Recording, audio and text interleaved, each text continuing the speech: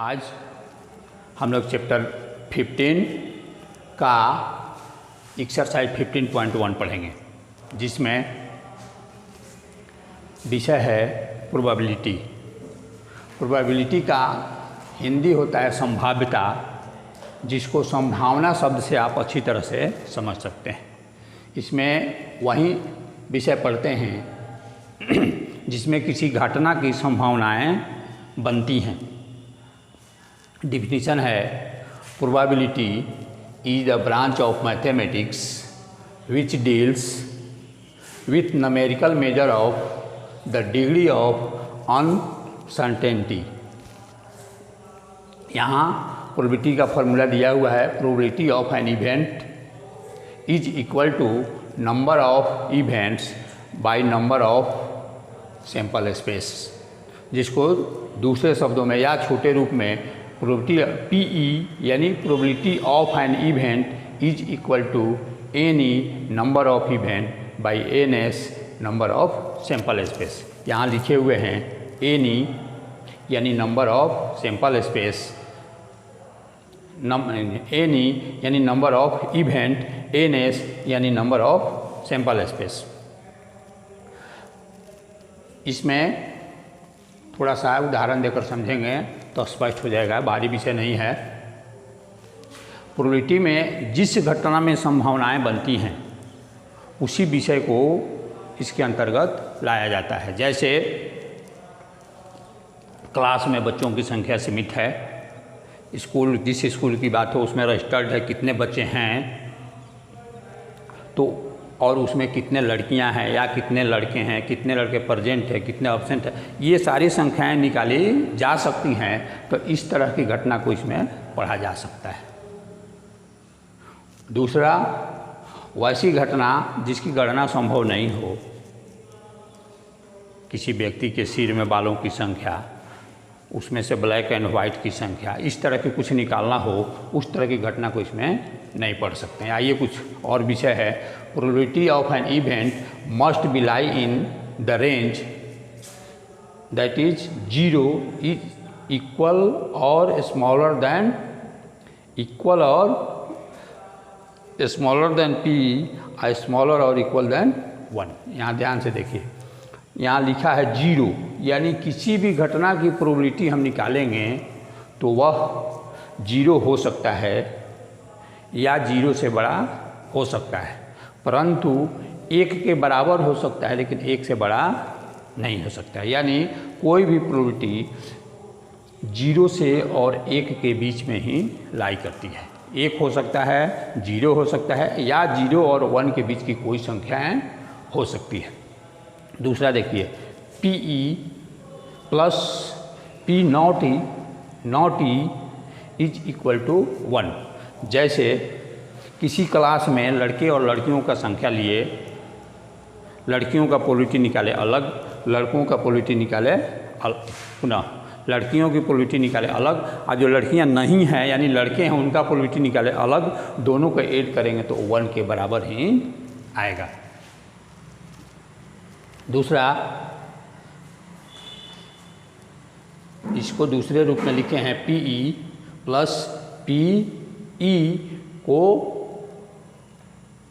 Mark किया हुआ है, इसको नॉट PE ही समझेंगे।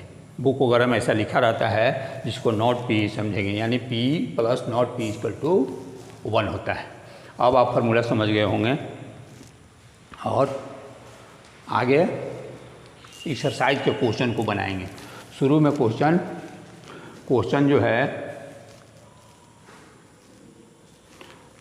जो है बनाएंगे 1, 2 से। जैसे फर्स्ट में है फिल इन द ब्लैंक्स। आपको फर्स्ट में लिखा है कि probability of an event E plus probability of event not E is equal to, जो कि यहाँ फार्मूला में लिखे हैं PE and not P is equal to 1, अर्थात इसका आंसर 1 आप भर लेंगे। दूसरा क्वेश्चन है the probability of an event that certain probability of an event that can not happen is dash such an event is called. यानी कि वैसा प्रोबेबिलिटी जो जो जिसकी घटनाएं नहीं घट सकती हैं वैसी संख्या जो संभव नहीं है तो उसकी संख्या होगी 0 और उसको बोलते हैं इम्पॉसिबल इवेंट। और वैसी संभावनाएं जो ज़रूर होती है उसको बोलते हैं श्योर इवेंट और उसकी संख्या 1 होता है पहला में। दूसरा में जो इम्पॉसिबल है उसकी संख्या 0 और उसको इम्पॉसिबल इवेंट, और जो संभावनाएं जरूर होती हैं उसका प्रोबेबिलिटी 1 और उसको बोलते हैं श्योर या सर्टेन इवेंट। समझ गए होंगे। 4 नंबर है the sum of the probability of all the elementary event of an experiment is 1। जैसा कि यहाँ सेकेंड नंबर फार्मूला में सीखे हुए 1 लिख लेंगे। अंतिम और 5वां है the probability of an event is greater than or equal to 0 and less than or equal to 1। यहाँ इस फार्मूला में लिखे हुए हैं 0 के बराबर या 0 से बड़ा होगा और 1 के बराबर या 1 से छोटा होगा। तो इसमें फर्स्ट जगह पर 0, दूसरे जगह पर 1 भर लेंगे। क्वेश्चन नंबर 2 में जानना है कि किस किस घटना में इक्वली लाइकली आउटकम्स होगा और किस में इक्वली लाइकली नहीं होगा।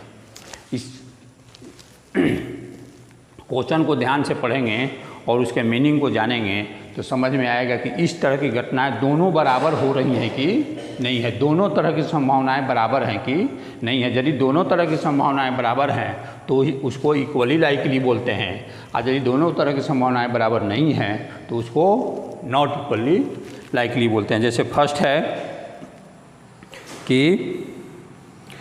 ए driver attempt to start a car, the car start or does not start. एक ड्राइवर कार को स्टार्ट करता है तो कार स्टार्ट होगा कि नहीं होगा। सिंपली सोचने पर लगता है साधारण तौर पर कि दोनों का इक्वली लाइकली होना चाहिए, लेकिन आप थोड़ा सा ध्यान से सोचेंगे तो गाड़ी स्टार्ट होगी या नहीं होगी यही लग रहा है। लेकिन वह जो है गाड़ी स्टार्ट करने वाला ड्राइवर जो है जिस गाड़ी को स्टार्ट कर रहा है वो गाड़ी स्टार्ट के कंडीशन में है कि नहीं है। जो स्टार्ट करने के ड्राइवर बैठा है वो उसको उसकी जानकारी है कि नहीं कि कहाँ से स्टार्ट करेंगे। इस तरह से ये दोनों बराबर नहीं है, इसलिए इसमें लिखेंगे नॉट इक्वली लाइकली।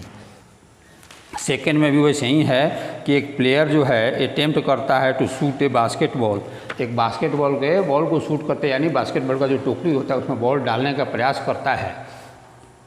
तो फिर इसमें भी सोचते हैं तो लगता है कि या तो डाल सकता है नहीं तो नहीं डाल सकता है, लेकिन ये संभव नहीं। यदि अच्छा खिलाड़ी है वह डालना जानता है तो प्रत्येक बार डाल सकता है, और यदि गंवार है तो वह कितना बार भी प्रयास करेगा तो संभव नहीं है। इसलिए इसमें भी दोनों की संभावनाएं बराबर नहीं है, इसलिए इसमें भी लिखेंगे नॉट इक्वली लाइकली। थर्ड में दिया है कि he tried a made of answer to true और फॉल्स। किसी क्वेश्चन को ट्रू या फॉल्स बनाना है तो आप जानते हैं कि जब ट्रू फॉल्स वाला क्वेश्चन है तो या तो ट्रू है नहीं तो फॉल्स है। तो इसमें ट्रू और फॉल्स दोनों की संभावनाएं बराबर होती हैं, इसलिए इसमें इक्वली लाइकली आउटकम्स लिखेंगे। इसका अंतिम है कि a boy is born, it is boy और गर्ल। एक बच्चा जन्म लेता है तो गर्ल होगी या नहीं तो बॉयज होगा। इसमें भी इक्वली लाइकली आउटकम्स होगा।